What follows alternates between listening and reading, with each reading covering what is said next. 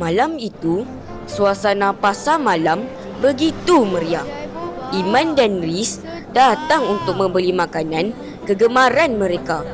Namun, tanpa mereka sedari, satu kejadian akan menguji keberanian mereka. Cepatlah Iman, nanti habis semua makanan sedap. Ya, saya datang ni. Riz selalu berani bercakap. Iman pula lebih banyak memerhati. Nah dek, pakcik bagi lebih satu. Terima kasih pakcik. Pakcik Saleh sudah biasa berniaga di situ. Senyumannya membuatkan Iman rasa selesa. Tolong, dompet saya hilang. Tadi dia dekat sini. Saya tak ambil. Dalam sekelip mata, suasana yang ceria berubah menjadi tegang. Kalau dia tak ambil, kenapa nampak takut?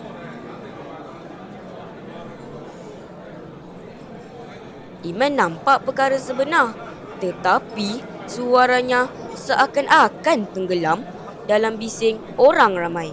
Saya nak telefon polis.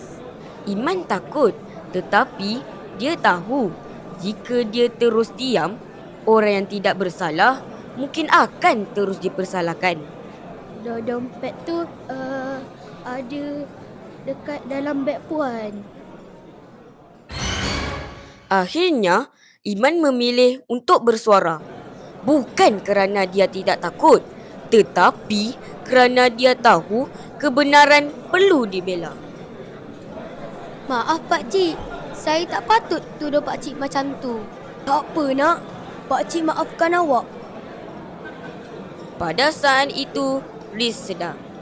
Bercakap tanpa berfikir boleh melukakan hati orang lain.